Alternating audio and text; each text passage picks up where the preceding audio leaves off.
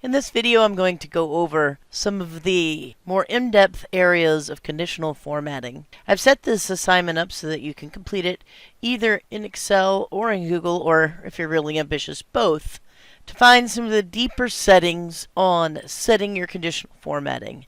This isn't necessarily a more challenging conditional formatting task. It's only challenging in that some of these menu items may be a little more difficult to find than you might be used to right out of following a textbook.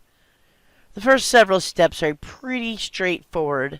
You can either open the wind.xlsx workbook and save it locally using this file down here at the bottom of the assignment, or you can work with Google Sheets also down here at the bottom of the assignment.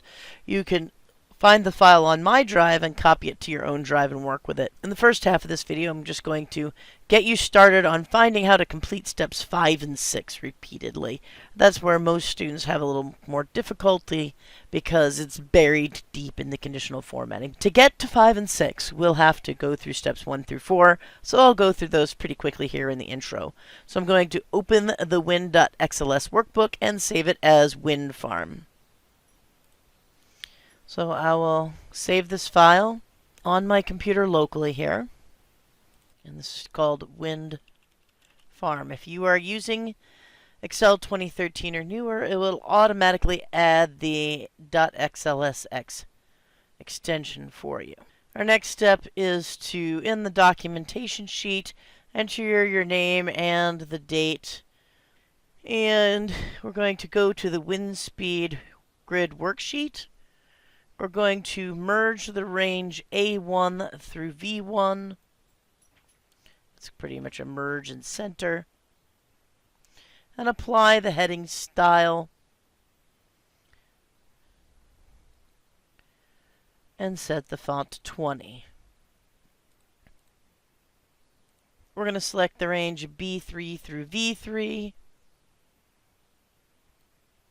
And we're going to change that to white text on a black background.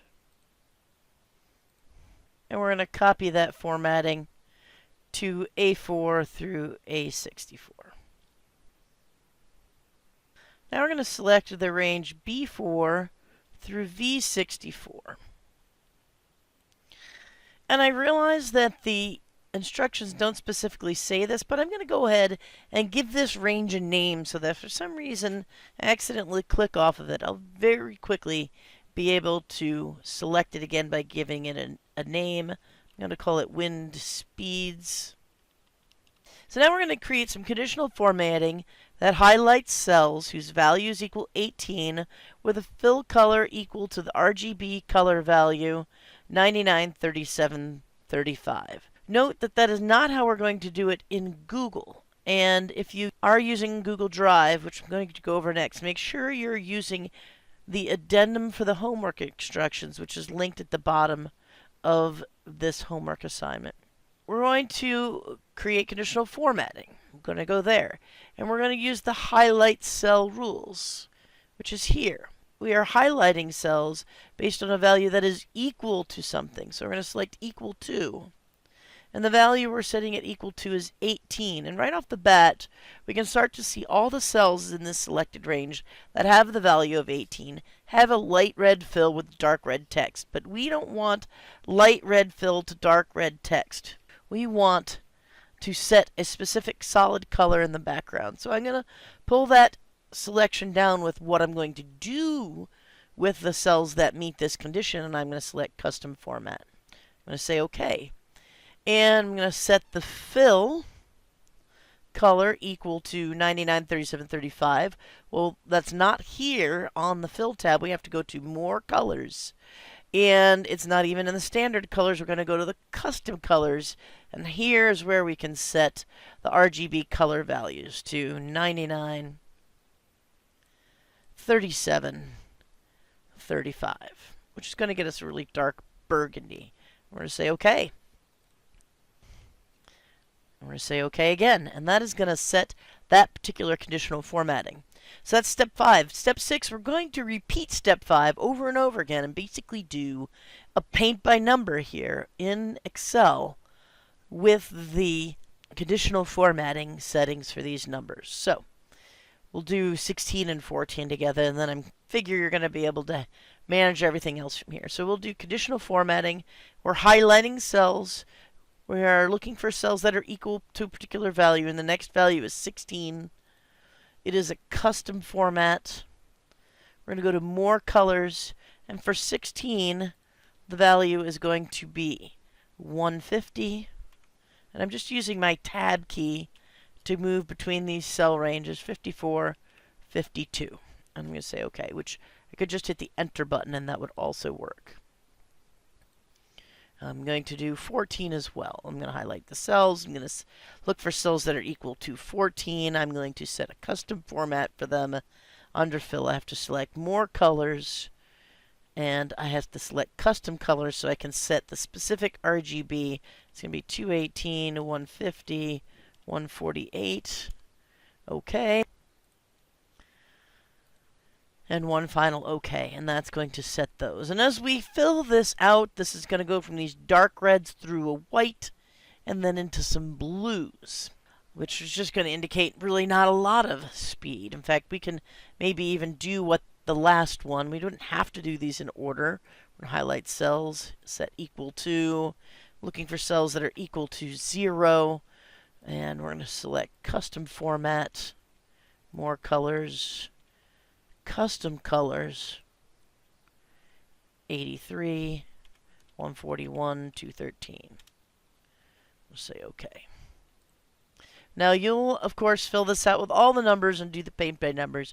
You see a very pretty wind speed map with the wind speeds colored for all these different points. And it's really going to make the values stand out here.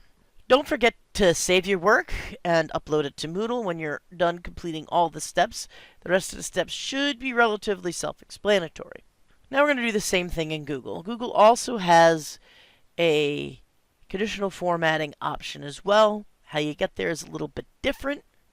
So here, when working with Google Sheets, I've given you a copy of my file. I'm going to take this and make a copy of my own, because I don't allow you to edit my original copy. This is your ability to find this file, make your own copy. So this is going to be Wind Farm.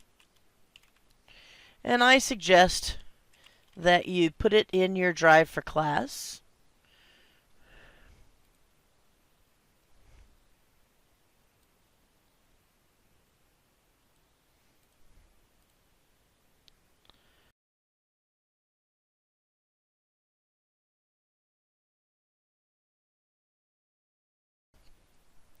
You're going to go ahead and complete the author information, and then we go to the wind speed grid. Again, I think I'm going to go ahead and use a named range to select this range of cells.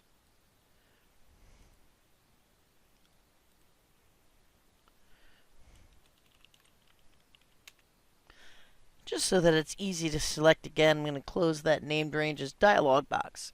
So now I have to set conditional formatting for these selected cells. And this is going to be under Format, Conditional Formatting.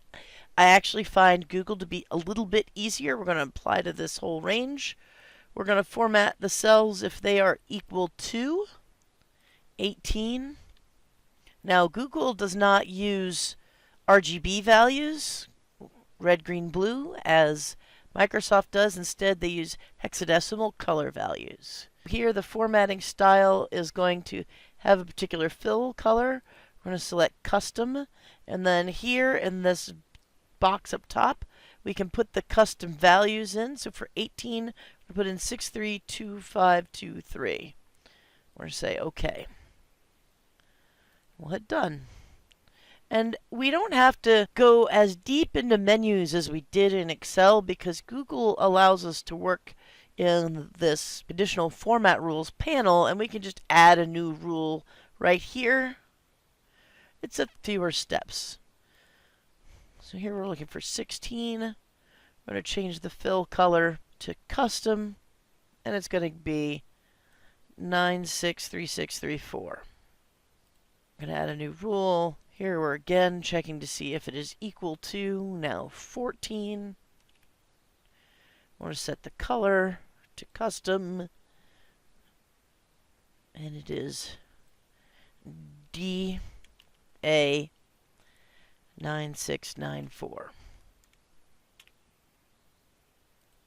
And just like that, we can continue our paint by number. Let's go ahead and add 0 like we did. Working in Excel is equal to 0. And we're going to set the fill color to be a custom value of 538 DD5. So that's really pretty easy to work through. And you can fill in the rest of the colors and get an idea of where it's going from there. Don't forget that both instruction 10 and instruction 12 are different in Google Drive than they are for Excel, just because the tools are in different locations in the program and they get selected and used slightly differently. But you still have this incredibly powerful visual tool of conditional formatting in most spreadsheet programs.